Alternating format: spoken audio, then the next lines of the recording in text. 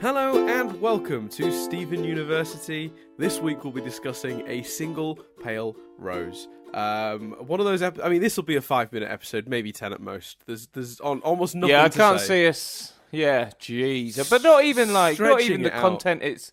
Not even the content itself. But I imagine there was so much that I wanted to go back and scream and pause and look at, like her notes, like when she's doing the alphabeticalizing and all that.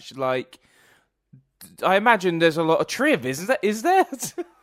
Well, put it this way: I've had to create a 1,500 word document because it's in 3 sections. We'll get to it towards the end. We'll have a general discussion first, but there's a section called Foreshadowing that I've put together from various sources. There's a section called Pearl New where we've had some foreshadowing of that, and then there's at the bottom the standard triv.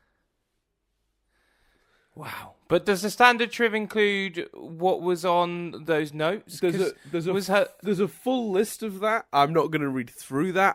There's a few items that have appeared before that have been picked out, but yeah. Because her note from Mystery Girl was in there, wasn't it? Yes, it was. Yeah. Yeah. I like that I was still doing the bit of there's nothing to talk about, and you just went straight into, but damn, there's so much to talk about. Well, yeah, because, how entertaining can that bit be? You can do that if you want, but I just want to chat. I know you do. Okay, right. Where do we start? So it's Single Pale Rose. Listeners obviously they know, and now you know. Hell. It's. Before you get to the description of the episode, can I ask genuinely how surprised by that? Oh, reveal? surprised! Yeah, it made complete sense. So it's one of those. Oh, shit. Well, that works. But absolutely. I'm not going to sit here and be like, oh yeah, I saw that coat, partly because people know that's bullshit. I didn't mention it. I'd have to, for that to work, I'd have to be like, oh well, guys, in the 3 days in between me not knowing when we recorded the last episode and this one, I worked it out. Absolutely. That moment where she goes, I can't shatter myself. Is just like, yeah. And it's a cascading surprise because you get the shock of that, and then your brain starts following the logic, and you go, well, if she's a diamond, and then that means Steven's Steven's a fucking diamond, and then you start going, oh, he always had way too many powers, and. Everything just sort of cascades. I hadn't even started thinking about that. No, I hadn't. Yeah. I love that shot where she shapeshifts back into pink and her diamond the gem spins rotates round. Mm-hmm. The gem rotates to reveal the diamond is so fucking clever. It's unbelievable. It's genius. And you have no idea the difficulty of. I was both thrilled and angered by this episode because we were getting close to being caught up, and there was nothing left for me to blow. There were no surprises, Chris. There was nothing left for me to have to keep secret. I was clear. It was just, good old fun time romping around space. I couldn't spoil that. You already knew they were in space. Well, there was Lars, presumably. Yeah, but once we got to Lars, it was like, phew! But then, of course, fuck me. This happened, and I had to spend several episodes convincing you, or trying to convince you, whether you believe me or not, I don't know, that, you're basically caught up. You know as much as I do. No, I didn't believe that. I did because of the press around the episodes. Whilst I didn't look at it, stuff being leaked and kind of you saying, oh yeah, no, we think some big stuff's leaked, and so it was clear. And I think at the time you're not at the leaks yet. Right. But so do you now know what was leaked? And yeah, sort of. Basically, what's leaked immediately follows on from the episode I just saw. Right, so it's no longer considered a spoiler, but a promo spoiler, because they then put out a small trailer for whenever the next episode will air that is pretty much. The setup is from the leaked shot, which I've still not seen, because, but I know that the circumstances match the end of the previous episode. So yeah, it's one of those things. So where were you? Well, okay, very quickly, for those that can't remember, which seems nuts, but we do this every week. It'd be weird not to. Steven's waiting to talk to Pearl. Can't believe I'm having to recap it, not just discuss it. Steven's waiting to chat to Pearl. Pearl is faffing about with her phone. Turns out she's not been using that to text Mystery Girl, which is a shame. She's not been using it at all. But Amethyst buggers off to get a phone case. Steven outright asks Pearl, did you shatter her? Pearl sends him into her gem to find her phone because she can't say anything. And then gradually we see him see a little bit of the gem war. We see him meet like an organizer Pearl. Then we see a bit of the gem war. And I'd never noticed before, like, how amazing... Well, no, we see her crying about the fact that Steven's going to exist, which has a really funny line where he's like, well, this is awkward. We see the gem war. And I'd never noticed before how they'd made the discarded weapons look like graves. So clever, so good. Yeah, it's really cool. And then we basically to be fair, it's clearer when you don't have the strawberry sort of bushes or whatever you want to call them growing around them. It's clearer when you strip that away. You know, the strawberry battlefield as it's known now. You know, it's not as clear that they're sort of, you know, monuments Graves. to the deceased. Yeah, it's a bit different. So yeah, sorry, I didn't mean to interrupt. No, it's fine. And then we have this conversation. Wasn't fine last week. Huh? Wasn't fine last week. No, well, yeah. But we just got to rattle through this so we can talk. There's so much my mind's a little blown. But I have one big question. For you, right? So he goes, fucking hell. Right, he goes in. Right. Well, I mean, Rose's pink diamond essentially is the chat, and then we see the shattering, the truth of the shattering, which is Pearl transformed into Rose.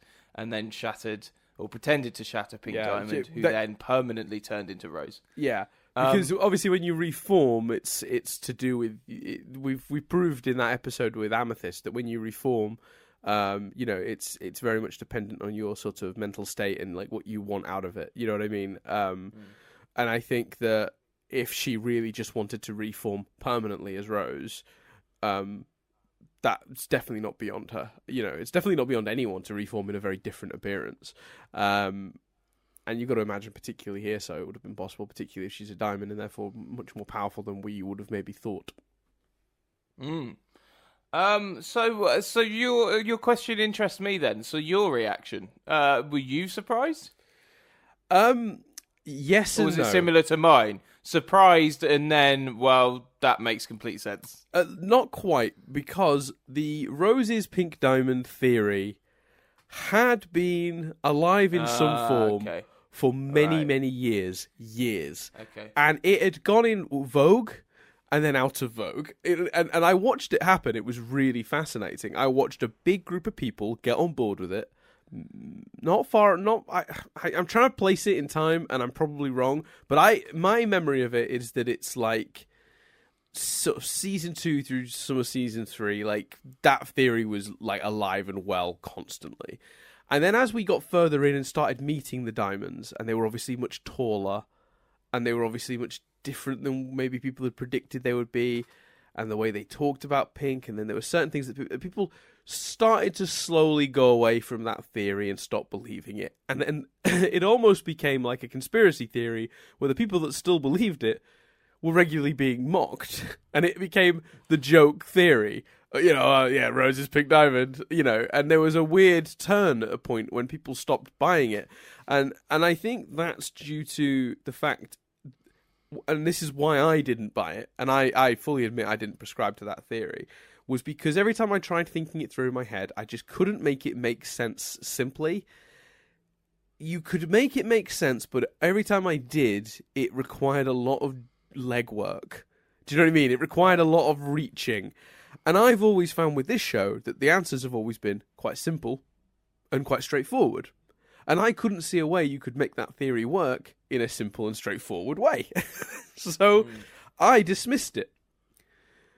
But when Pearl and Pink were talking to each other and it became clear that Pearl was Pink's, I literally went, oh no.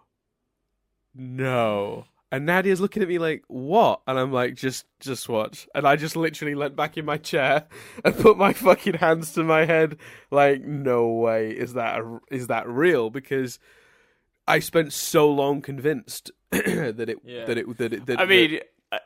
I love the way you like just watched it. Like we're talking seconds before it was actually confirmed. Did you fully buy it? But like, yeah, because obviously I hadn't thought of that. You'd have I hadn't even thought of that question yet. Like, was this a theory going round?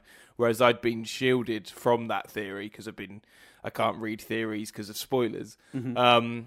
So yeah, I think I probably would have dismissed it as well though, because I'd have just been like, but the shattering and it just would have seen, and I still want to know the logistics of it. Like, I still want to know, well, when did she start becoming Rose, and how long was she pretending to be Rose, and I hope we don't have to wait for those answers. But fucking hell, yeah.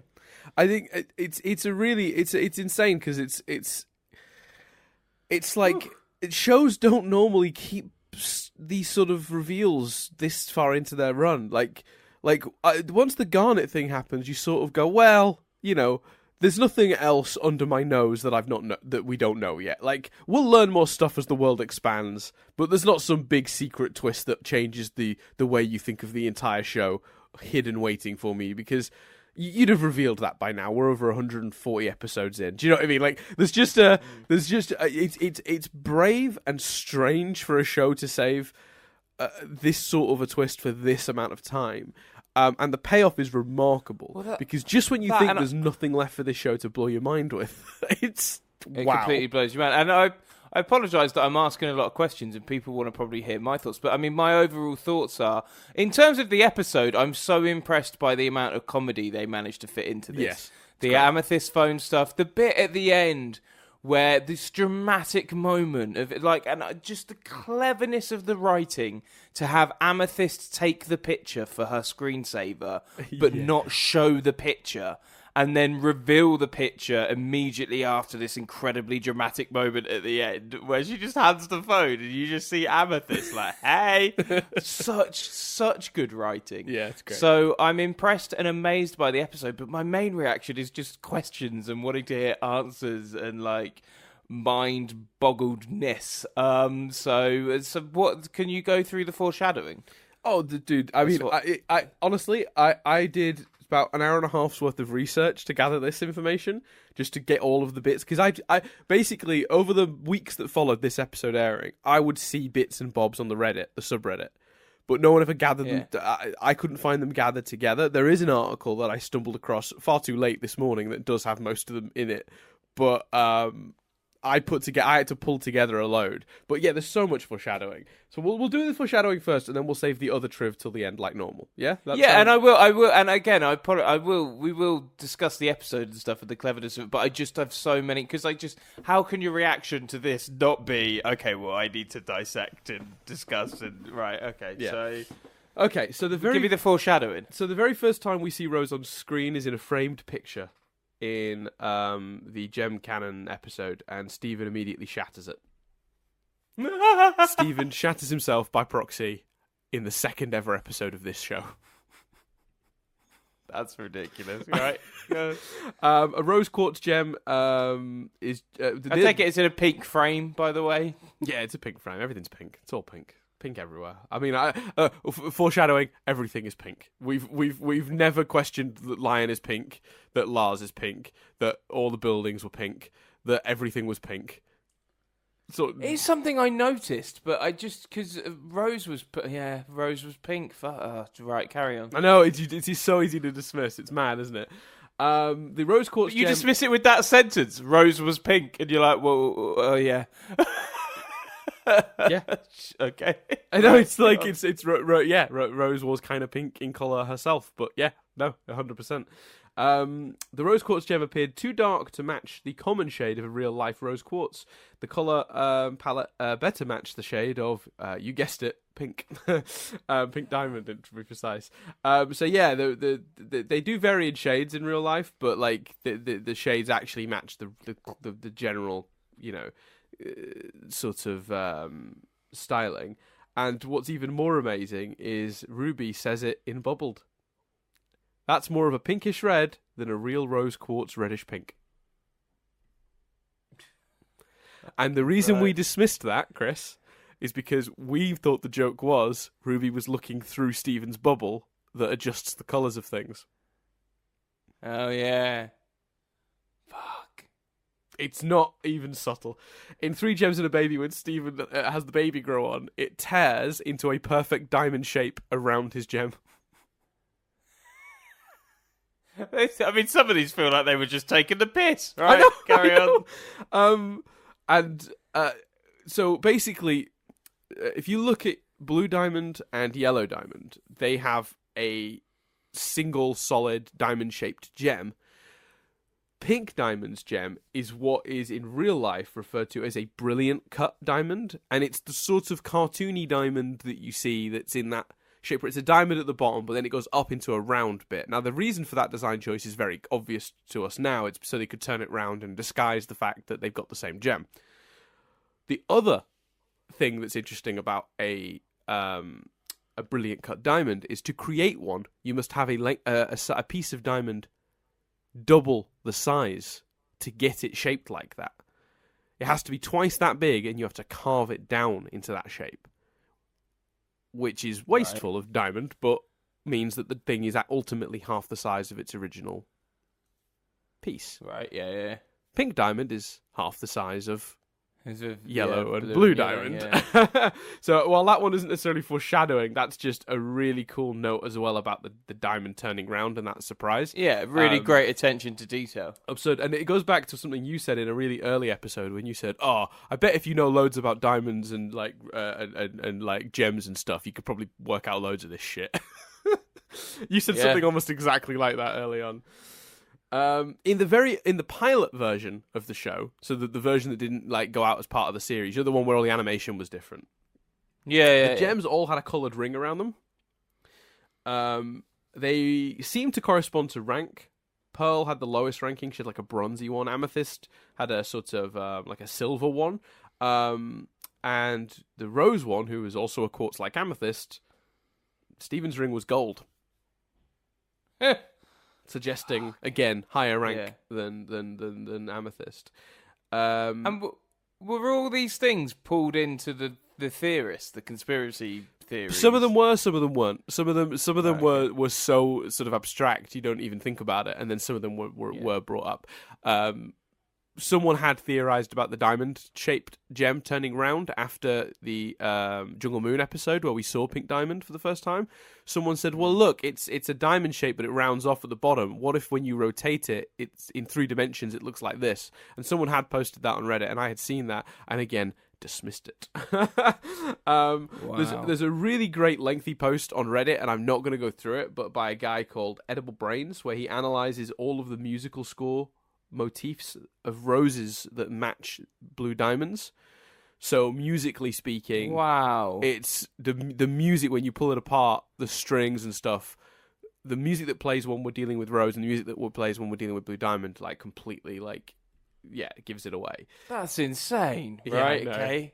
Yeah, I know. Pink Diamond's hair from Your Mother and Mine, you know, this sort of you know, when they're doing those weird sort of those flashbacks that are in sort of like another style, there's like a silhouette version of Pink Diamond with hair, and her hair, if you freeze it in that moment and overlay it on the flag of the crystal gems, it perfectly matches the shape in the middle of the crystal gems flag. Right. Which is, I mean, mad. And Pink Diamond's actual hair, not the flashback hair, but not the sort of stylized flashback hair, but her real hair has the same number of bumps as Steven's. Right. It's just and obviously nuts. Stephen. This now makes sense. Like Stephen is able to access Pink's memories because they're his. Like and he's just in tune. And and of course, I had to really, really fight otherwise with you, so you didn't go too far down that rabbit hole and work it out. Because I was so protective of this because I think a lot of people were disappointed you worked out Garnet. And I understand why you want that surprise, that's satisfying. As a listener to this podcast, what you want satisfaction wise is oh my god, which is I was desperately protecting this. Oh my god! Oh, you've got that. Don't worry, people. This oh my god is intact. I wish I'd filmed my reaction, but we kind of. I know, but I couldn't. I thought about that, and I thought, but if I tell him to film his reaction, he'll know big shit's coming, and I'm blowing it by doing that. So. It's a shame. But it was this. That was literally out loud. I woke Jess up. She doesn't she did that thing where you wake up and go, and I was like, "You all right?" And she's like, "Yeah, no, sorry." Then went back to sleep. But yeah, amazing. Obviously, Stephen has a huge number of powers: super strength, shield, bubbling, astral projection, possession, plant control, floating, shape shifting, healing, resurrection. And that we've talked about, presumably before this reveal for even you. But we'd had he's got a lot of I remember saying surely it's going to get to the point where he's got too many powers that he can get out of every possible plot. Well, when a rose quartz is supposed to be in line with a jasper and an amethyst,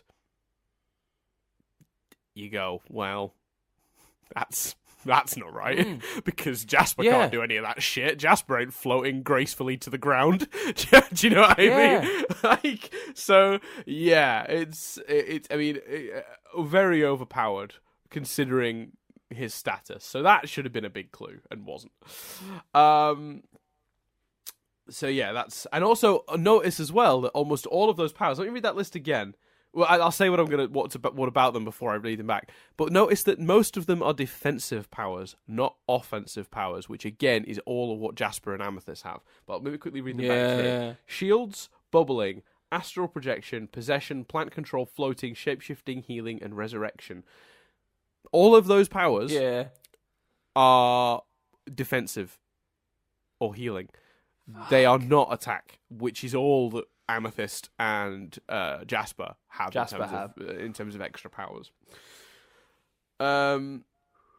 Bismuth said that Rose Quartz was created on Earth, a story that Garnet repeats in Your Mother and Mine, but in conversation with Pearl and Rose, in the conversation that Pearl and Rose have in the Strawberry Battlefield, Rose says we can never go home, and then Greg asks Rose if she ever missed her home planet, and she replies, no, never.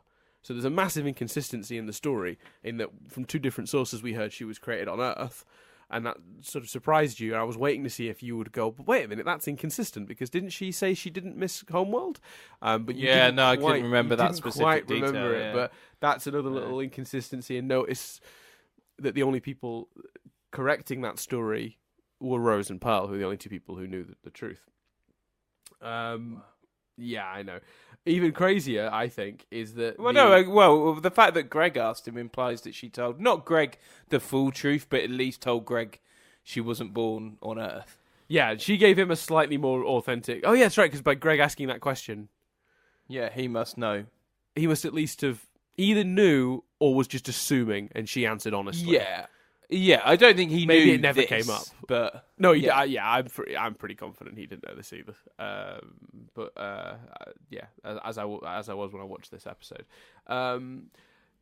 So when Garnet told the story a couple of episodes ago of Rose Quartz, I mentioned that the style of animation used was from a TV show called Revolutionary Girl Utena. That shadow puppet sort of style is actually used in that show to indicate when a tale is inaccurate. The only part of the flashback shown not in that style is the shot of Rose putting up the shield to block the corrupting light, which is the only part Garnet was actually present for. That's all so clever. It's it's so good. Rose in Your Mother and Mine draws her sword with the right hand, but Rose has always been depicted as left-handed. But Pearl does favour her right hand. Right, yeah. So they were hinting that it wasn't Rose wielding that sword. Rose. Yeah, long before, which I thought was pretty cool. And the off colors each. Oh, but this one's my favorite. This is my actual favorite piece of foreshadowing. All the off colors had a different version of what was going on with Rose, right? Do you remember? They all said something different. Yeah. Do you remember what Fluorite said? Remind me which one's Fluorite? Fluorite's the caterpillar. Big one. Yeah. Oh, the caterpillar. Yeah, the multi-fusion. Mm-hmm. Do you remember what she said? Yeah. Do you remember what her theory was? Her theory, when they all spouted their different versions of whether Rose was a tyrant or whatever, hers was, don't be silly. Rose Quartz isn't real. She literally told us that Rose Quartz is fiction. But you just pass it off as a joke. Yeah. It's so clever. And even one of my other favorite ones that's clearly a joke but like also works is 2 episodes before Ronaldo literally asks Steven, "You have a moon base?" Which we laugh off. Oh, you have a moon base, yeah. But Steven does have a moon base because that's Pink Diamonds. And while we're on that's the thing. Go on. You're gone. Well, just what does it mean? What does Steven being Pink Diamond mean for the show going forward? And we'll I do say, like, why couldn't? Well, I suppose because he's half Greg. But like when Steven says to Pearl, "Tell me," like technically, her diamond's giving her an order. So. Yeah, but remember that was the last request that was official, and then she released Pearl from her servitude. Right. Okay. So that's the problem. It's quite clever, but essentially it goes to show how ingrained physically it's almost part of Pearl's power set. Like it's almost part of her abilities that she is subservient to whoever sort of owns her in quote marks or whatever, you know. And now no one owns her. Precisely. Pink released So her. go on. So give me the Pearl new then as well. Well, I've got a couple more of the other ones to do just before we get to that. Oh, right. We're pretty close. I know, but it's nuts, right? But speaking of, you know, the moon base, in It Could Have Been Great, Peridot excitedly says, "We're literally walking in the footsteps of diamonds!" And Steven is 2 steps in front of her. Oh, come on. I know, it's like they were mocking us, isn't it?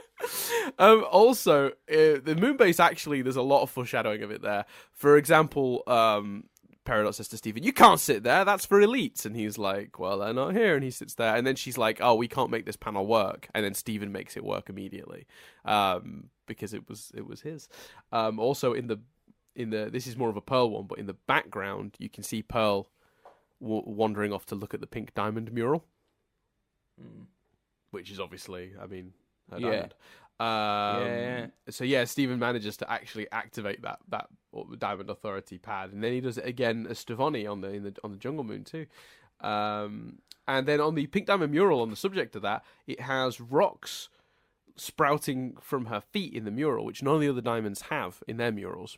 Those rocks are they resemble rose quartz deposits that you find naturally forming. And what's cool about that is, because it's on that moon base, clearly she had those murals commissioned, and it's almost like as a little hint, like Amara's quartz, like she, like when you do my mural, stick one of those in there. Like it's like she's almost begging for people to work it out herself as well, which I thought was really cool. Wow. Then of course one of my absolute favorite pieces of foreshadowing, and this is the last one before we get to the Pearl stuff. Garnet's brief flashback in Gemcation, when she starts telling Steven a story and he interrupts it, you get a glimpse, don't you, of like a battle, but in like silhouette form, and then he goes, "Oh, it's not about that," or whatever, and they cut away. If you actually freeze frame that and look at it, it's a bunch of crystal gems facing off against Pink Diamond. The only person not present is Rose Quartz, because she couldn't be present and fighting Pink Diamond.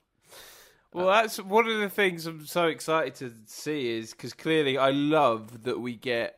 Because what was even more tantalizing, I love that they answer, again, so clever, because they do it in an amusing way. They answer one of the biggest questions you'd potentially have following this, which is, did the others know? And I love that in the form of a joke, they go, nope. Amethyst and Garnet didn't know. Yeah. Like, that's awesome. Although I did find it interesting at the time, and everyone shot me down, and they were right. Garnet does put her hands to her mouth in the Pearl sort of way, you know. I got shot down for that, and I don't think this is considered this a big spoiler, but yeah, they were right. It's Garnet doesn't know, but I theorized maybe she did. What's the go on? Give me the Pearl then. So the Pearl stuff, when she in Space Race, when she wears a spacesuit, it's got a pink diamond on it. I mean, literally in the center. It's ridiculous. Obviously, in Back to the Moon, already mentioned, she wanders away from the others to gaze up a Pink Diamond's mural. The first instance of her covering her mouth when the shattering is brought up is in Back to the Moon also. And every time the topic of Pink Diamond comes up, that's what she does, particularly Stephen's dream. When really? What? She's just in the background touching her, holding her mouth shut. What, in which one, sorry? Well, in all of the, what in so Back to the Moon when the shattering, I didn't notice that. Like she's put her hands to her mouth about 4 or 5 times throughout the show. She did it, I think, in Gemcation, which you noticed. I know. I know one of them I noticed, but she's been doing that all along, has she? She's been doing that since Back to the Moon. Wow. She did it in Buddy's book when he asked her about the palanquin. She did it in Stephen's dream when he wants to know. Oh no, Stephen's dream is Buddy's book, isn't it? No, that's 2 different episodes. I'm getting confused. She's done it in a bunch of episodes, basically. Wow. Yeah. And then there's in one of the episodes. Did people more observant than me notice that? No, I don't think so. I don't believe. Wow. They maybe did from Gemcation, which is the first one that sort of really, you know. Yeah, that's the one I noticed. Made a point of it. People might have gone back and figured it out then. Right. I think as well. There's the great one where she goes, when I served, and then struggles to name Pink Diamond and just says Homeworld. That literally happened in one of the episodes, so it's there. it's very blatant. And then of course the one that I think is the most interesting of all the shots of her holding her mouth is the one because it has the most character implications. Is when Stephen turns himself into Aquamarine with the declaration of "I am Rose Quartz." If you look at everyone in the water, Pearl has her hands over her mouth. And the reason that is because obviously in that moment, all she wanted to do desperately was tell Stephen, you're not Rose Quartz, you're Pink Diamond. Because that would make him not give himself in, because he was giving himself in for a crime he didn't commit.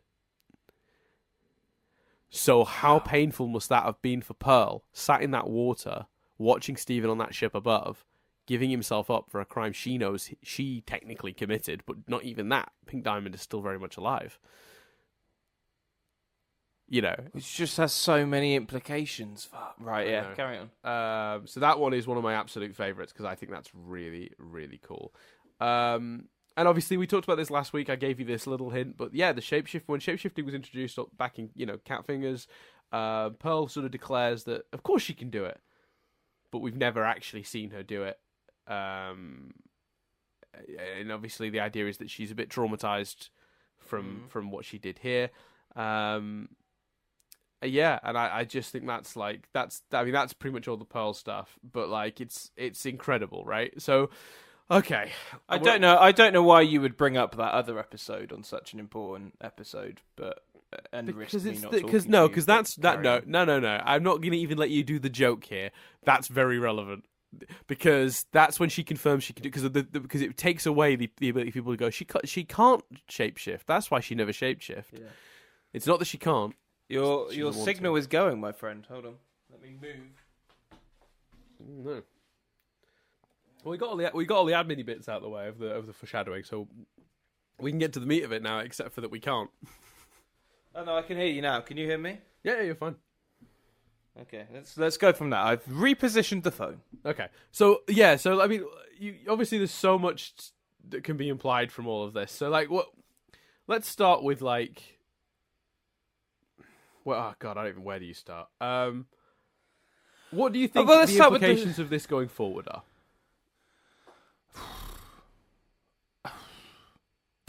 Like, well, Stephen's pink. Is he just going to suddenly start lording? No, of course he's not going to lord it over everyone because they wouldn't do that. He wouldn't do that. It's not in his character. It's got to have some impact on yellow and blue. They presumably at some point are going to find out, and that's going to change everything. Their opinion, somewhat. Yeah. Well, they're family, Chris, after all. I think surely Amethyst and Garnet are going to want some explanation. Yep. For another. So I can't imagine not dealing with that. Any crystal gem will want explanation, because I tell you what this did do for me.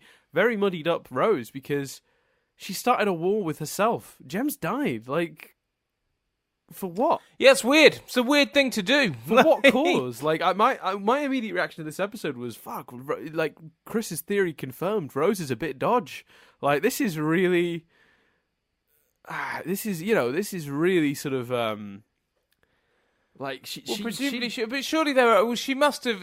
That must mean that she must have tried to just get them to cool it off with bold means. Like, well, because presumably, if you'd looked at the dialogue from last week's episode closely, Chris, you'd have heard part of that. You keep talking. I'm going to find that for you quickly and read you the exact wording. So, like, that would imply that, she went to the gems and went to the other diamond, and said, I don't want to colonize Earth anymore. And they were like, oh, no, you gotta. It's all so bamboos. I think, an overall thought, or have you found that now? I've quickly found the quote. Blue says, but this is what you wanted. You begged us for a colony of your own. And now all you want to do is be rid of it. First, there were too many organics. Then their cities were too difficult to dismantle. And now, these crystal gems, we're tired of your excuses, Pink. Fuck it, wow. It's all... They literally said that last week. It's all so clever. Like, it's so brilliant. Like, because there's too much of it. What you've just listed, there's just too much of it for this not to have been planned from the very beginning. 100%. And for it to have all been building to this. 100% agree with you. It's the reason that everyone should be encouraged to watch this show. Because I don't think I've ever quite, like you say, certainly no one's ever... I can't think of a show that held on to something so big for so long. I can't think of a show where you would do a list like you've just done of Foreshadowing. Like, it's so clever. It's amazing. Yeah, and like the implications of this, I went through the days following this episode. I thought was about so much stuff. I thought about bismuth. Think about bismuth for a split second. Say that again. Yeah. Think about bismuth for just a second. Yeah. Like, bismuth was bubbled by Pink by Rose because she was trying to kill Pink.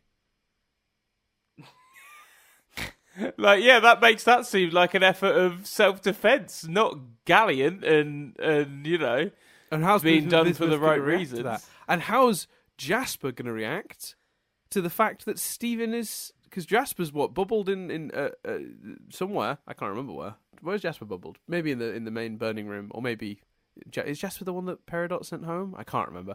Someone bubbled Jasper. I thought Peridot bubbled. No, Amethyst bubbled Jasper. That's right. Yeah, that's right. So that bubble is back in the burning room at the temple. But imagine if Jasper was because remember Jasper's whole motivation was that Jasper was a pink diamond servant that hated the crystal gems for what they did to Pink Diamond. What happens when Jasper figures out that Stephen is Pink Diamond? Well, I think Jasper would have to be told. I can't see Jasper figuring it out. But I think that's the thing I want to know more, I think. What on earth was Rose's thinking? Or Pink's thinking? Like, presumably... she couldn't get them to stop, so she decided to form a rebellion so that she could justify the stopping. But how did Rose live with the everyone getting corrupted? And because that's the thing, like I'm watching all this and going in, like I'm seeing, you know, Pearl and Pink/Rose seemingly say goodbye, and then I'm like, but they had hundreds of more years after this. Greg came after this, like, and Rose is just carrying on, finding herself sexy guitar players when, you know, she's responsible for all of this and has got a whole other family. Like, you know, we've all got family members that we struggle with, but this is quite some beef, you know. But is that not kind of the craziness of it? Is like she was left with no choice. The diamonds, based on that quote from Can't Go Back, were pushing her to destroy that planet and, you know, mine it for its resources, you know. Get this colony in line, basically, is what they're telling her. So from her perspective, maybe she did listen to Bismuth.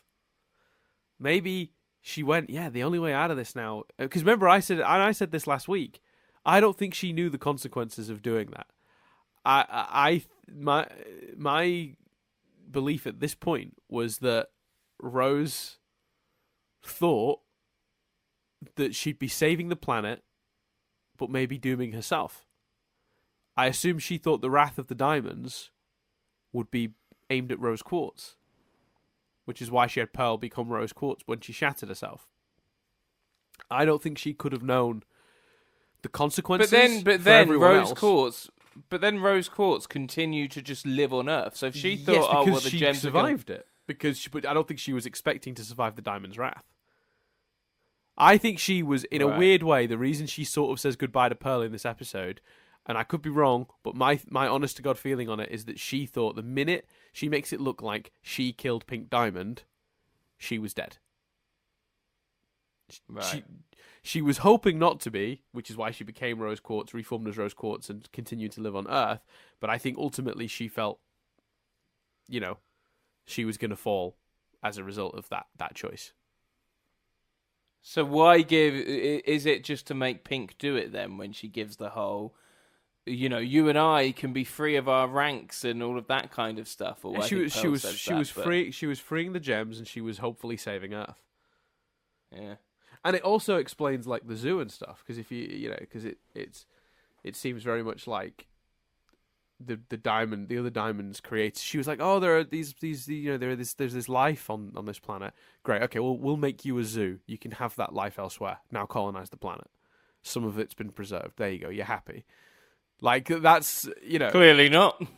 Well, no. I mean, there's and it makes me feel a lot better about the zoo situation, because I felt Pink was quite monstrous when I thought about the zoo, because that seems really like a fucked up thing to do, to take people off their homeworld and create like a dick move. Yeah. And the idea that like when people were suggesting, oh, Rose is Pink Diamond, that's one of the things I kept going, no, it doesn't make sense. Why would she have put people in a zoo? That feels really messed up. But she was trying to get past the other diamonds. It sounds like the other diamonds were doing things like that for her to appease her, because it sounds like she spoke to them a few times about the situation on Earth, and they were just like, no, get your colony in fucking line. You wanted this, we've given it to you, now do it. And I think that's really cool. There's a lot to I feel like there's almost too much to pass that we're not getting to it all, and it's frustrating. Yeah, but that's because that in a way is the one downside of doing an immediate reaction, because it's just like, well, give me the stuff, give me the foreshadowing, but we will. I'm not giving up yet, Dan. There's more analysis to do. I mean, I want to start right now, for example. Like, you're talking there about the diamonds, and I keep going back to, well, we haven't seen White Diamond. Correct. How are they going to blow our minds with that? Peridot's White Diamond. Start it now, Dan. Well, that's I think that's a good theory. I think the popular theory is Onion is White Diamond, but I'll take Peridot is White Diamond also. I mean, Onion is white, and they do keep making a point of suggesting that Onion isn't human. That's true. So that's true. Yeah. People must have just lost their minds at this episode. I mean, yeah. I mean, it was dropped. And then we were in a bit of a limbo for a month or so, to get our heads around it. And keep in mind that this this was going to be followed up by a bomb called the Heart of the Crystal Gems. So I think people were excited knowing that the follow up to this seemed to very much be, exploring, because that's I tell you what, a truly brilliant twist is one that is going to have an effect on the drama and the characters and the personal situations. And I can't think of anything more than this episode for that. What a genius move. It changes how everyone feels about everything. It's going to really muddy the water here, because again, these are really questionable decisions. That's what's beautiful about it. It's like, the logic, but morally speaking, some of these choices are really sketchy. Yeah, because it feels like an abuse of the affection Pearl felt for Rose, for one. Feels like Pearl is doing it so that they can potentially become a couple. That feels like a big part of Pearl's motivation when she's like, oh, our rank won't matter, and et cetera, we can live together. I feel like Pearl is doing it for love, and Rose kind of knows that and isn't doing it for the same reasons. She's got a cavewoman, like back in a palanquin or something, like, and then she falls in love with a whole bunch of humans after that, rubbing it in Pearl's face and making her raise the child of her. To be fair though, Pearl seems to have collected a fair few phone numbers over the years, so she's not doing too bad. But that's if they're phone numbers, that's probably after Rose is gone. I've struggled to see a world where Rose is going on dates, where Pearl's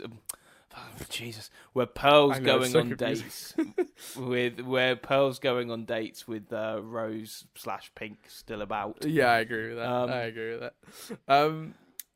But I think the Pearl story is so much more tragic now to me, because I just think it's this weird sort of a relationship that sort of Rose/Pink took advantage of, and yet her continued devotion, makes her continued devotion even sadder, in my opinion.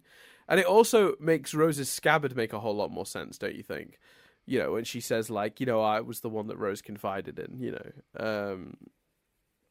Yeah. And I know things, and yeah, and she says it again. I think during the bismuth thing. Was it bismuth? There's a bit in bismuth as well where she's like, "This can't be right." Rose told me everything. I'm the one who truly knows, all the secrets. Yeah. There's lines like that scattered through a handful of episodes, and I'm misplacing them. I know that. I don't think it is in the bismuth episode, but there's been a lot of that, and I think it's a weird level of devotion to somebody who fundamentally kind of expected a lot of Pearl. I mean, she expected Pearl to be the one to do the shattering, while transformed it, and in a way she did kill Pink Diamond, because Pink Diamond was done from that day on. She became Rose Quartz. So while she literally didn't kill Pink Diamond, she did figuratively kill that form of Pink Diamond. Do you know what I mean? Pink Diamond hasn't existed in that form ever since, and that cannot have been easy. There's a reason that there's tears in her eyes when she does it. And visually as well, when you see Pink Diamond better and line her up with Rose, it's so clear.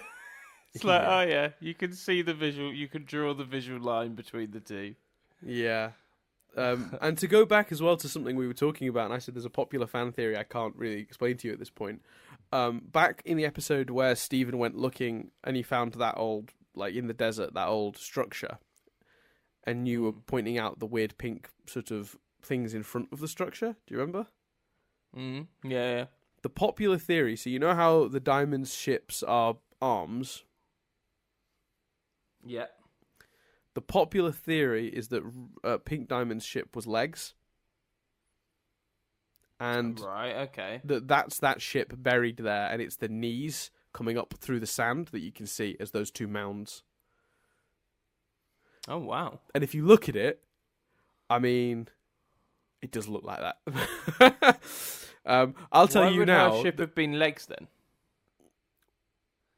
So that when they form together, they can form a Megazord. Like what? Well, yeah, because if White Diamond's ship is a head and torso, yeah, which might very well be the thing we saw in the fucking background when we were on Homeworld that we assumed, or I assumed, was a statue. Yeah, so maybe possibly. it's White Diamond torso and head. You attach the pink and blue arms. The yellow and blue arms, and then pink legs attached at the bottom, and it's a Voltron robot.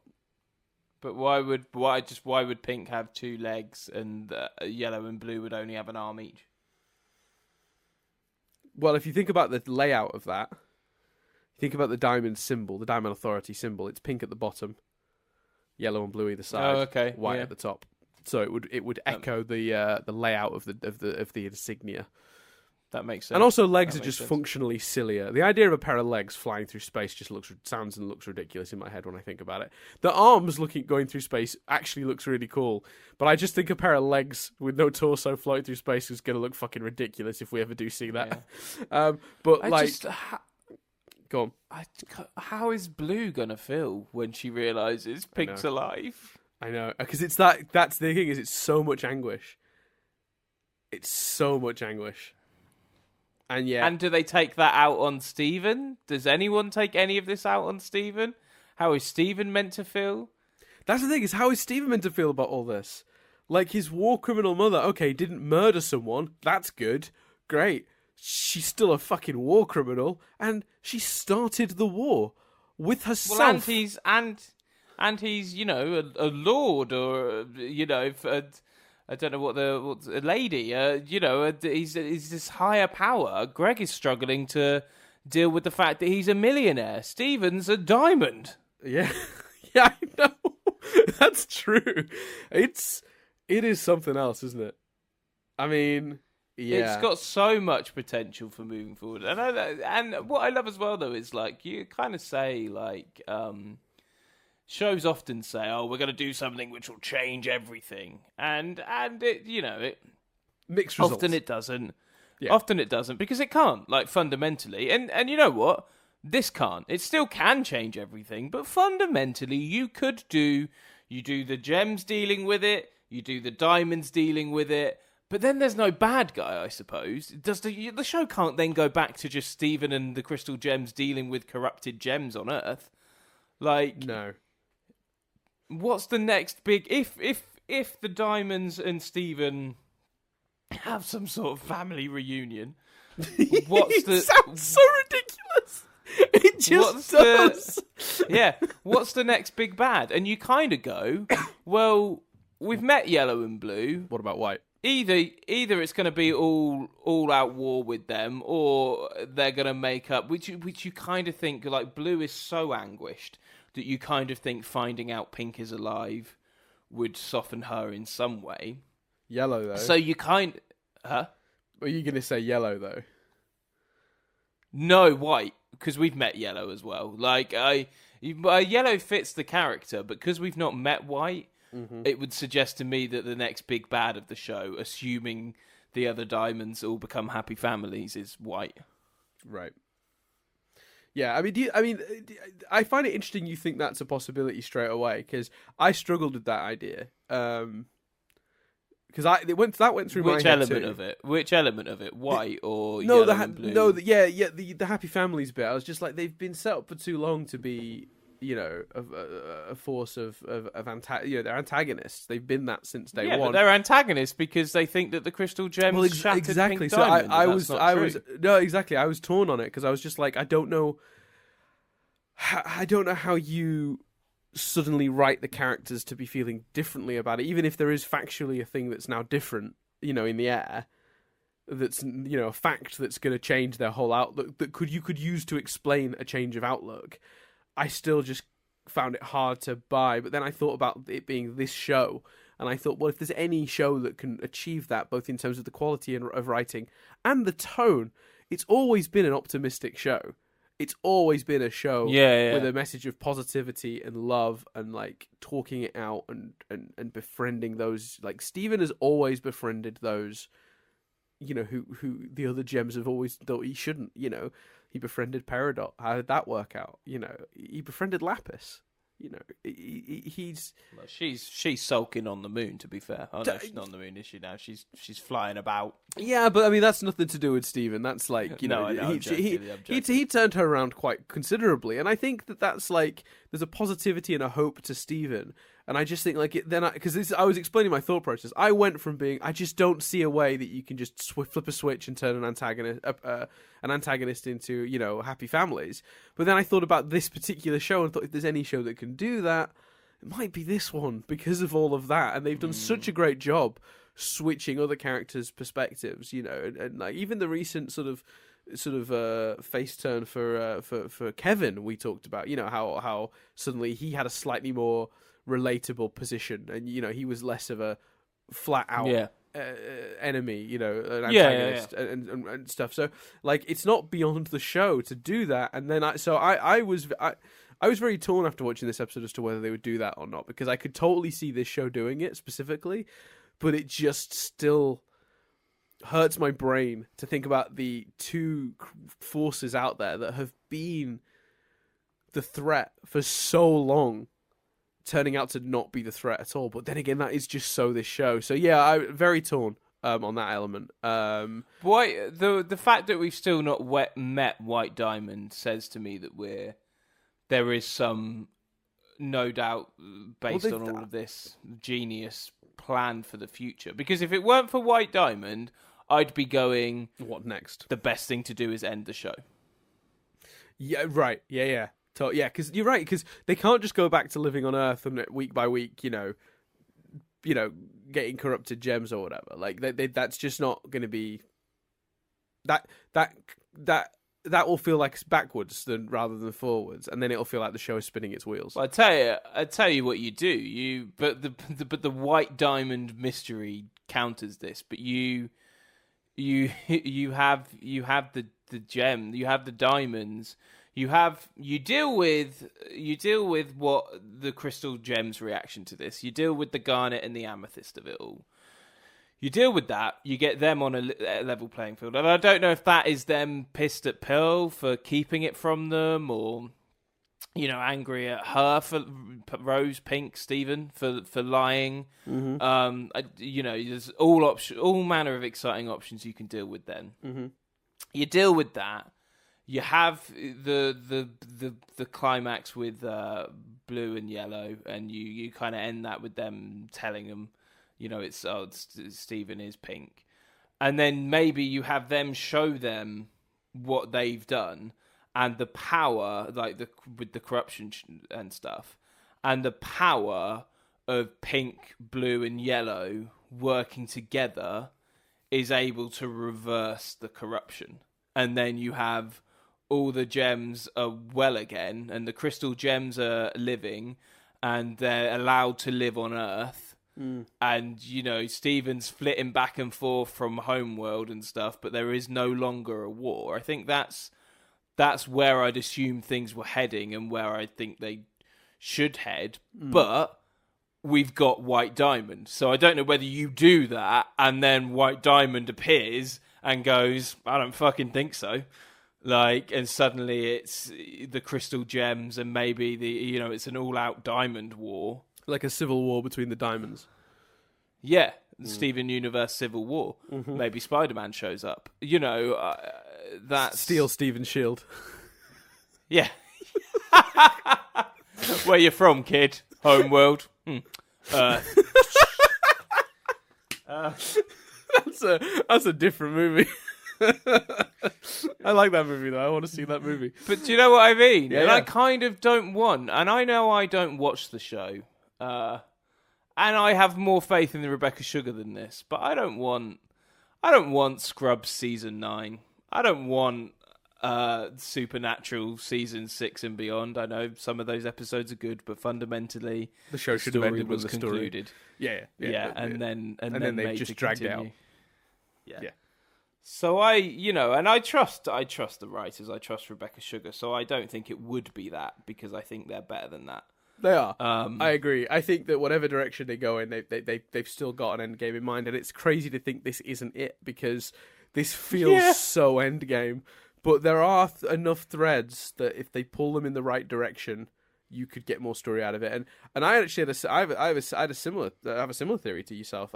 My theory was, when I thought about the different options that they have, and I thought about the possibility of the diamonds sort of becoming less antagonistic, I liked the idea that Stephen's first request of them would be, "Can you teach me how to uncorrupt?"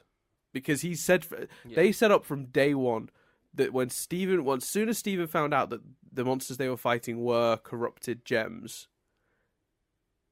that he was trying to fix them. You know, there's the Centipetal arc where he tried to fix Centipetal, and he got so close, but he couldn't quite do it. Now you know he's a diamond, you go, well, he that power must be there. That can't be. He's got to have the ability to fix that. He can restore humans to life. You know, he's healed gems before. Kinda. It's well within his power set, or it seems to be. Lars isn't particularly to life, but yeah, carry on. Yeah, that's a very good point. Very good point. Although a lot of people did point out that he does have a very, very, very slow, like 1 beat per minute level heartbeat, which, you know, people, because I said he doesn't have one in the podcast, and people corrected me on that for 4 weeks. I got the message. Dan Dome listeners smart. I know. I mean, I always knew, you guys. You don't have to point it out so often.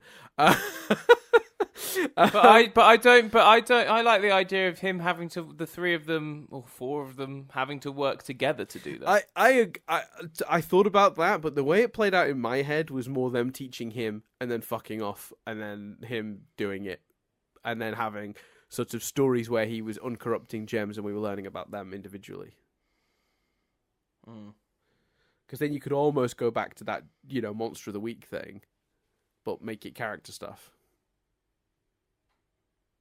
Yeah, but I don't know, because the arc stuff and the mythology has gotten so good. Could you do that? I'd struggle with it. But that's why the White Diamond thing. But that could be happening while we start laying the stuff for White Diamond. Yeah, because they must have a plan, because we've not met her. But I was just thinking about the town people, and like a lot of the town people have. Kevin's got some growing up to do.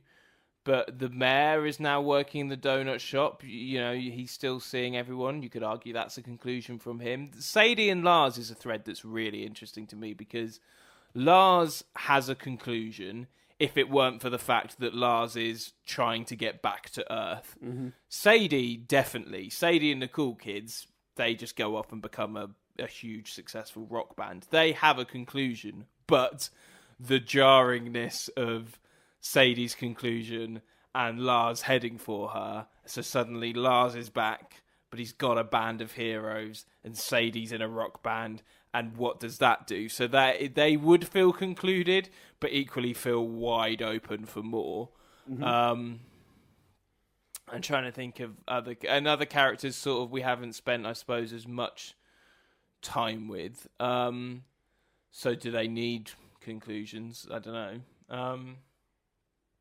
Yeah. Wow.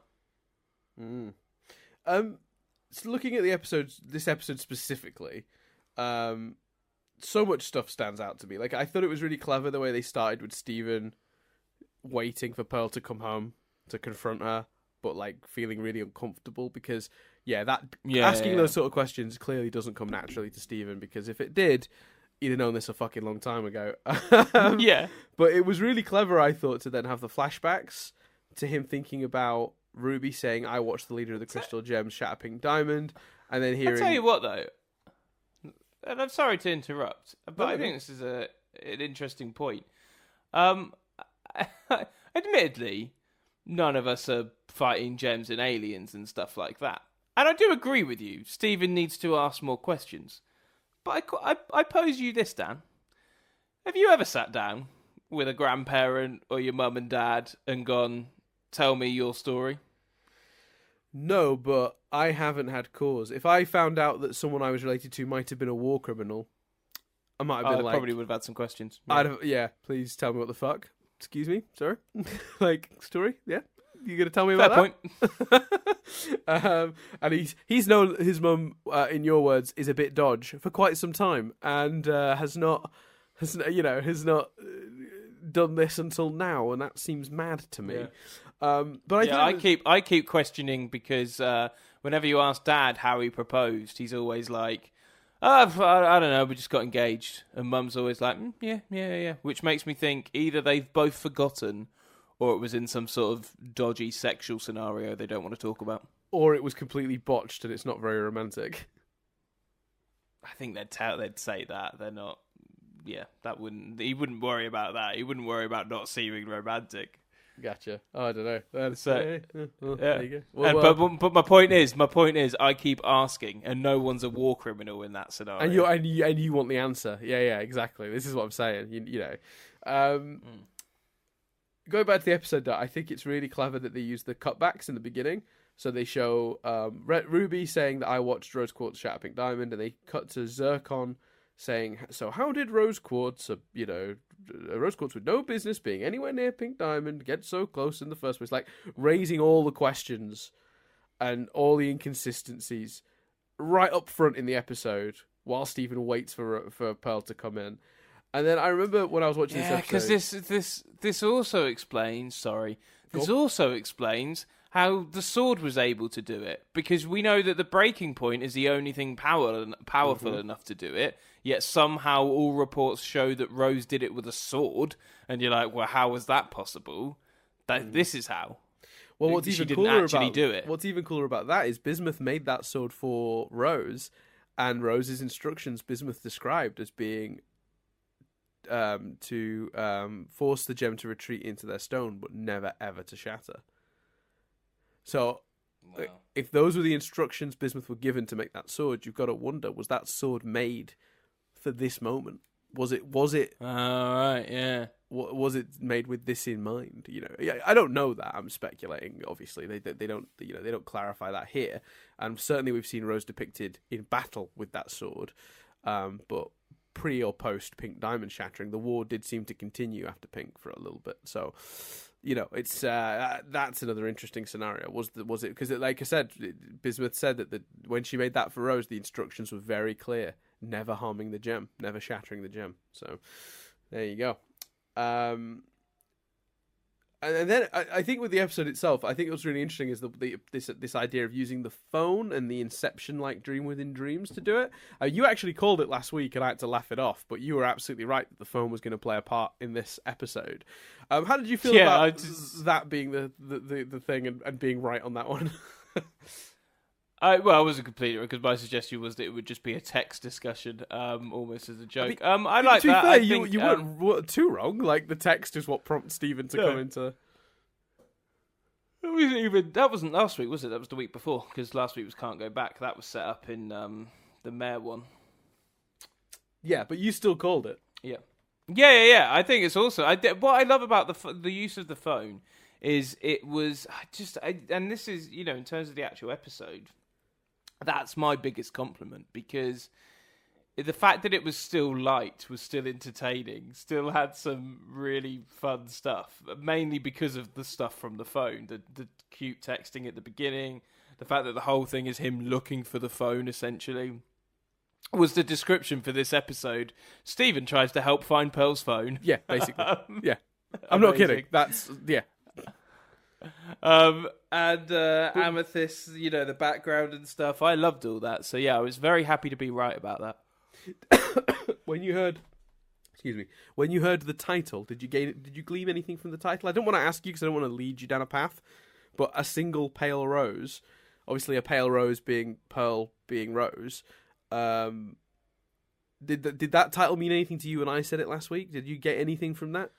No, because I just heard Rose and I just like, oh, cool. It just pleased me that we might actually be getting some answers to the questions that had just been raised. Right, okay. So, yeah, so hearing Roses in the title was all you took from it.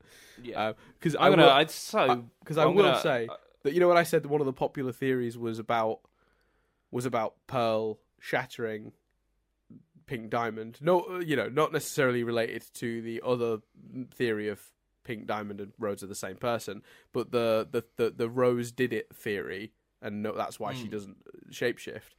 When we saw the title, A Single Pale Rose, everyone was like, theory confirmed.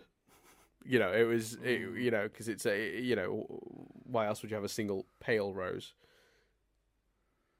Yeah.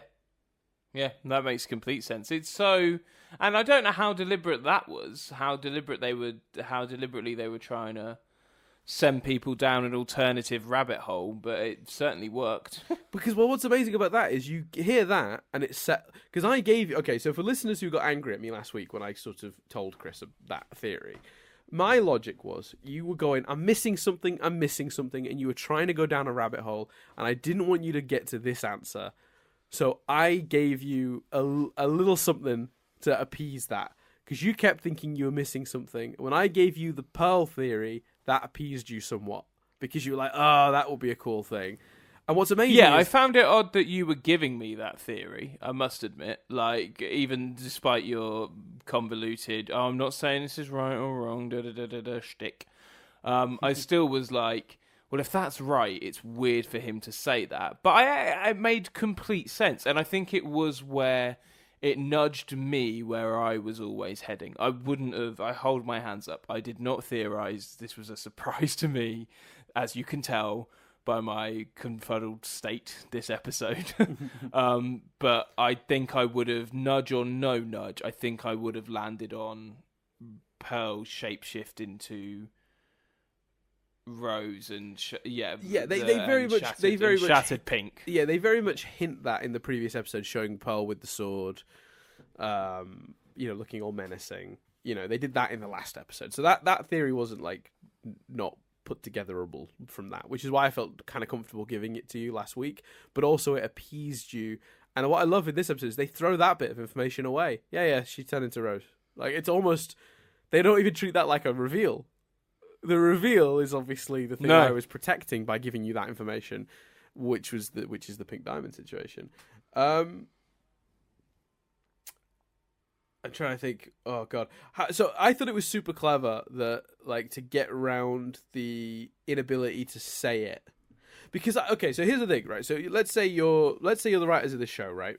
And you're back in the early days of the show, and you're like, well, there's only so long that they could really go through this without, like, we've got this big thing we want to reveal, but, like, if any of these other gems know that, they should tell Steven, right? Like, that's important information. Like, you look back at, I even gave an example, in I Am My Mom, that would have been a perfect moment to tell Steven the truth, because that would have saved him giving himself up and saved him, right? So you have to think of a way to physically explain why whoever does have that information can't just tell him. And one way is you make them not know it, garnet, amethyst. And then the other is this whole genius idea of her physically not being able to say it. So coming up with that is one thing, and very, very clever, and also helps keep that mystery a mystery for as long as you need it to be. But then you've got to think of a way around that when you do finally want to give the information to Steven, right? So this idea of her putting her phone in her head and a subconscious her texting Steven being like, come and find the answers, essentially, is genius. I mean, it's a weird little crossover between Steven Universe and Inception, but it works really well. And as Chris said, and then on top of that, doing that with all the comedy mixed in.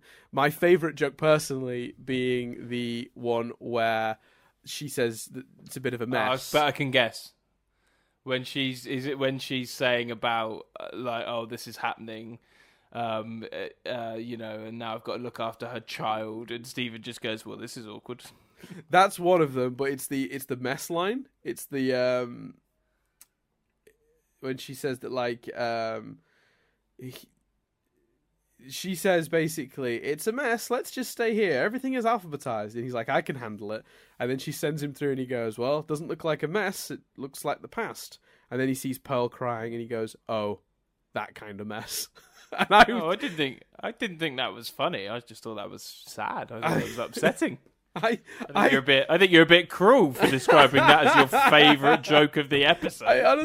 I love that so much because I like it because it has like a really dark element to it. It is really sad, but it is also funny that like he's like, what does she mean a mess? This isn't a mess. This is just the past. Oh, that kind of mess. Like he was just doing his usual thinking literally and not thinking like he's the butt of that joke. He's what's amusing about that. It's the way it took him. Like the way he analysed it, and I like it not just because it's funny, but also because it is kind of sad as well. I like the one where did he say something like, "Maybe her phone's there," and that seems like a better place to put it than inside your war memories. Yeah. So the line is, "This better not turn out her phone was in her pocket, or that she left it in the dresser, or dropped it in the toilet." I mean, it seems about as likely as putting it in your repressed war memories. I thought that was really funny. It had such humor, and also I just love again, it's what we were complimenting the Letters to Lars episode on. It's a really logical, engaging, interesting way to tell the story and to this constant within thing. I think let me blow your mind here, Dan. I think it's less Inception and more the device from Harry Potter. I can never say it. The pensive, whatever it is. Pensive. Yeah, the pensive.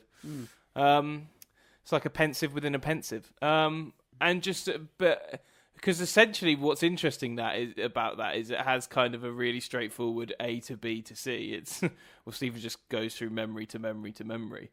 But it's so good, so engaging. I think the interesting difference between the Harry Potter pensive and this is that he's able to interact with the memories. He goes to that memory of Pearl crying and talks to her, and she responds and answers his questions. Yeah, okay, that's true. So I think that's actually clever, maybe even more clever than the pensive. Oh, I don't know, because I think you want the accurate memory, don't you? So I think in Harry Potter, if he could interact with his dad and ask questions and stuff, that would be very different. I think I think these are still accurate memories. They're just he's engaging with the subconscious. He's not actually engaging with the memory. He's engaging with the subconsciousness of her that's forming the memory. Yes, but that subconscious is the subconscious of Pearl from that memory, because she doesn't know that Stephen is who Stephen is. Like in the one where she's crying about Rose being pregnant. And she's not like, and he becomes you, and like doesn't know about the phone or like it has but in the final one she does, because she hands over the phone and says, "Sorry, you had to come so far." That's true. Yeah, I love that line, by the way. That's one of my favorite moments of this whole episode, which is just the resigned Pearl who's shown him all this, just being like, "I'm so sorry that this is how you had to find out. Like I would have." If I could have told you, I would have, and that almost, because I was, when this episode started and it was like, oh, so Pearl is keeping something secret. I was a bit like, well, I'm kind of pissed. Like, what's the logic? Why would you do that? Because he needs information. He's needed information for quite some time. We're talking life and death here. This isn't just, oh, I didn't tell you that when you were 5 you accidentally fell down the stairs and it was, or whatever, like, or I didn't tell you that when in your past, like, it's not relevant anymore. Who cares? So, I didn't tell you this thing. It's not that. This is stuff that's relevant, highly relevant to what's going on now. So there was a part of me going, well, why hasn't she told him any of this shit? Do you know what I mean? So I think that having that almost felt like an apology, like, and it felt really sincere. So she hands him the phone back and she's like, "I'm really sorry you had to come this far." And I thought that was really, really cool. Definitely. Well, there's a million and one things to love about the actual individual episode. Even taking away the reveal, it's still a great episode. I think it's just awesome. I think it's incredible. I think it says so much for the show, so much for the writers. Like, that's what I want to know as well. After this came out, what kind of things was Rebecca Sugar and the team saying? Like, she did do an interview. She talked about the sort of Pearl situation, and that she has been intentionally avoiding shape shifting, and like there's a little interview with her online. It's kind of sweet. She talks about it and like talks about how long they've hidden that from people, and how excited they were for people to finally see these episodes. And that must have killed her, because it sounds like these episodes were sort of put together in like 2016 and they aired in 2018. That's crazy. So like she made this episode, would have been super excited to show people, and then will have had to wait 2 years essentially, which is just...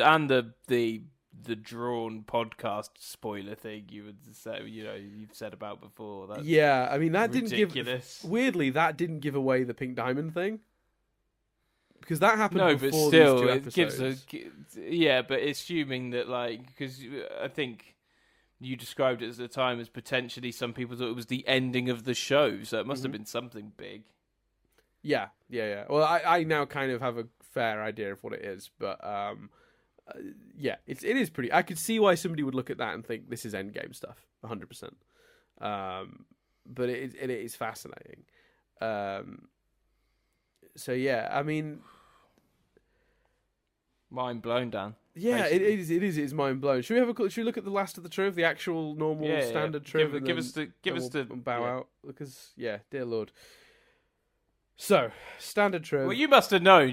Because I remember, like, you say to me, being like, when we'd planned what we were going to do, you going, right, Sunday morning, let's do an episode, and then if it goes over, we just won't do a second episode. We'll just do one episode if it goes over.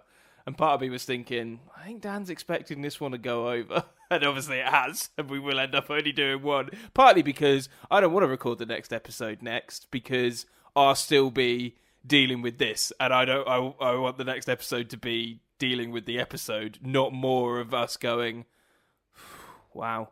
But you must have known this was going to be a long one.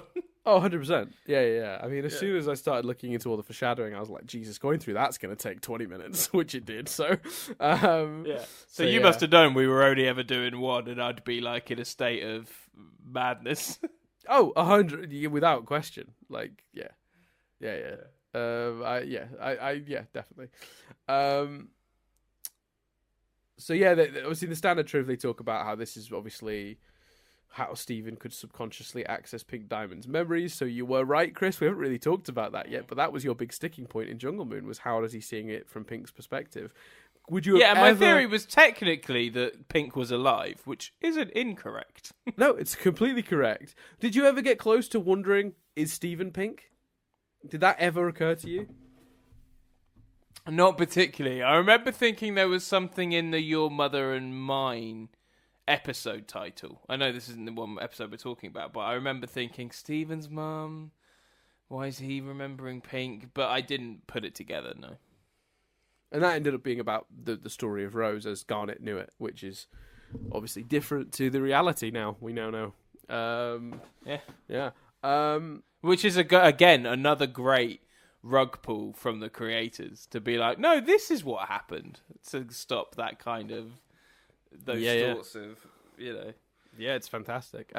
Joe Johnson, but I do feel slightly vindicated that my Pink is alive stuff was right, and that I was right to not let go of how on earth is he able to see Pink, because every time he's done that, the person has been alive, and my job there was to deflect as best I could, and I think I did an okay job. Yeah, I think so. Yeah, that was my role there, was to deflect, so you didn't get too close to the truth. Crewniverse member Joe Johnston has confirmed that Pearl's functionality is that they physically cannot disobey a direct order from their owner. So that is now confirmed to be like a behaviour from Pearl. This is an interesting one. Garnet once stated that Rose shattered Pink Diamond so that Pearl can be free. However, since the shattering of Pink was revealed to be a ruse the whole time, it can be indicated that Pearl was never truly technically free from her servitude role, having been executing Pink's final order for a millennia, as well as fighting alongside her throughout the rebellion. Oh, wow. It's tragic, isn't it? Yeah. Mm. I hope they deal with the pearl of it all, like in the next few episodes. Like they delve into that sort of tragic backstory she has.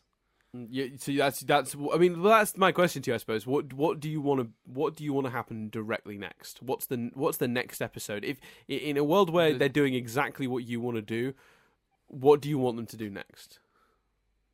Tell the story of what on earth, how Pink ended up forming Rose. I think you can put it all together, but I just want to be told it. You want a clean version, ideally shown it, a clean version in Pearl's words, and then I want to deal with the fallout for Garnet, Amethyst, and Pearl, and then we'll get to, and then at some point Blue and Yellow.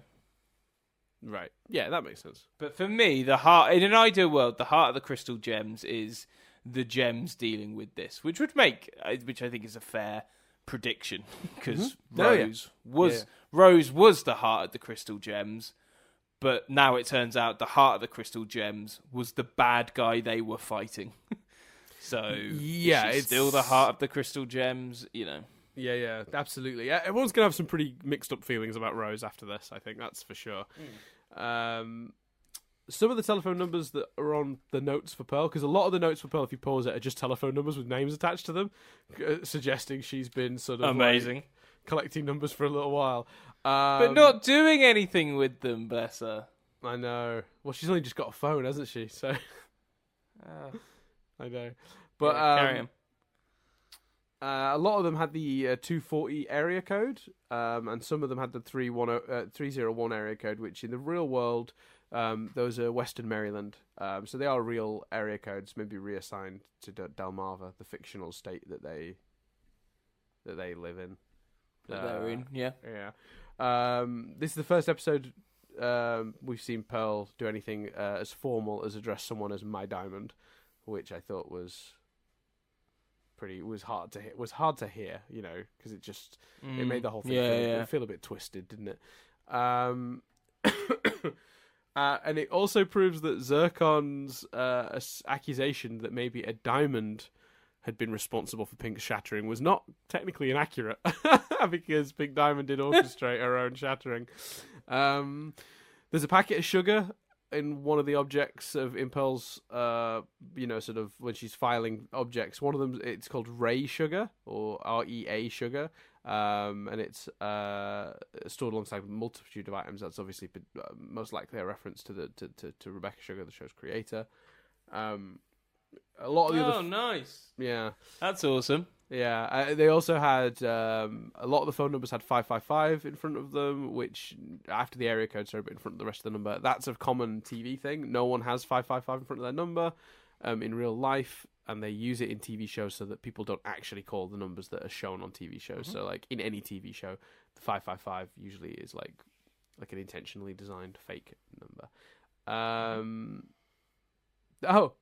Stephen's descent through the nested levels of another person's mind, culminating in a highly emotional moment, mirrors the plot of the movie Inception. That's funny. The white controller on the bottom left of the objects in Pearl's brain is an Xbox 360 controller, or resembles one, which I thought was kind of nice. Cool. I don't know why she's got one of those stored in her head, but at some point she's done that.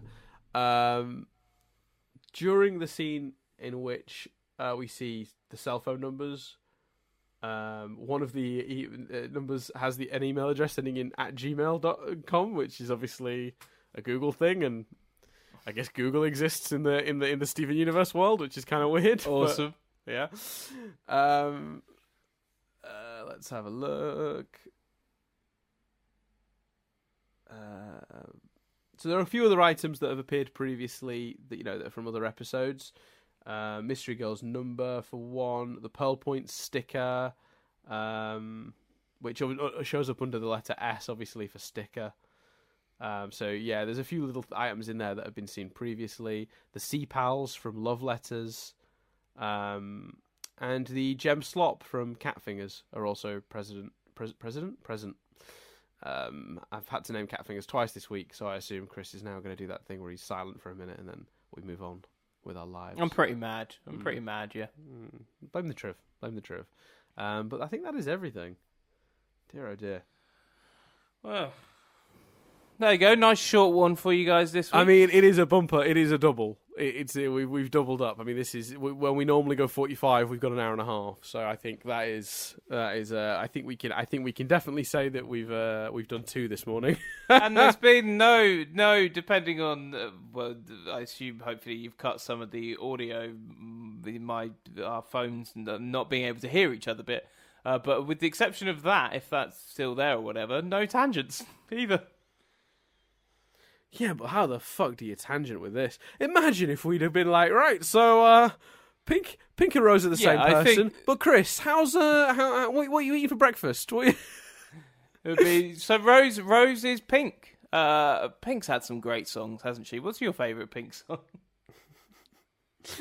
So it's just like probably Who Knew or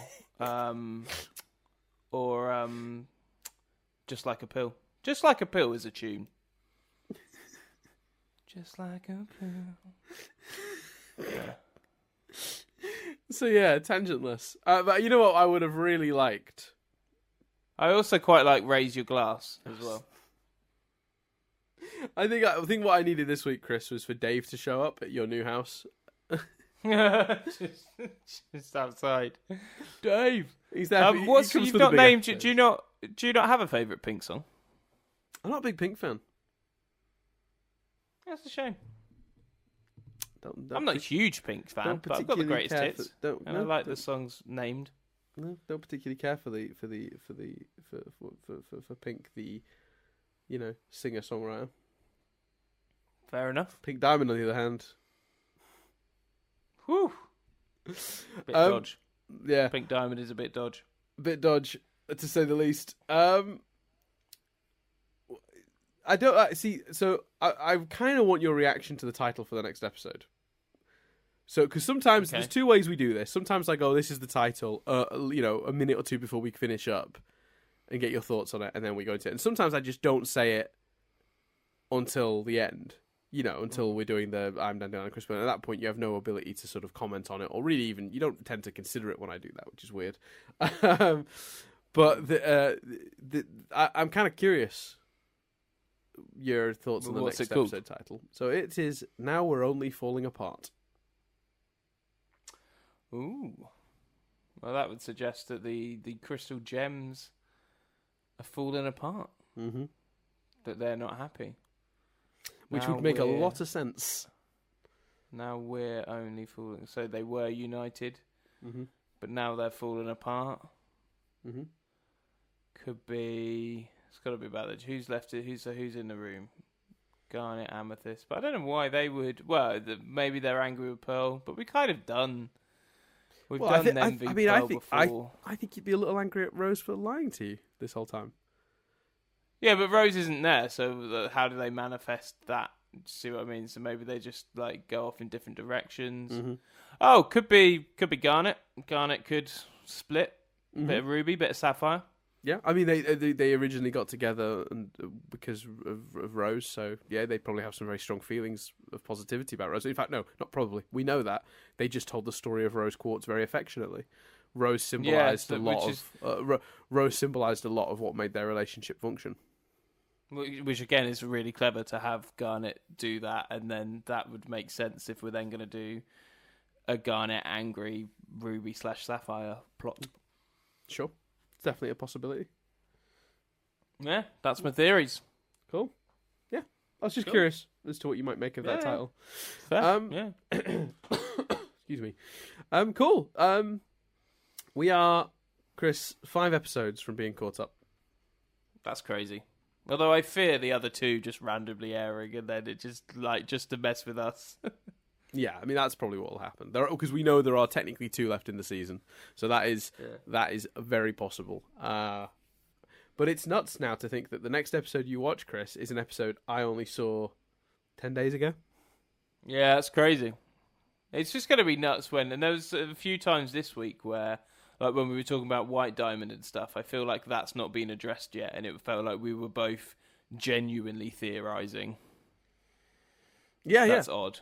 Because all the theorising in the past has tended to be either you not being able to properly theorize or say, or you theorizing as you were at the time and all that sort of stuff. Mm-hmm. The fact that it'll be mutual is odd. Yeah, I'm excited to get to that. Very excited. Cool. There we go. Yeah, so that has been everything for this week. Rose's Pink Diamond.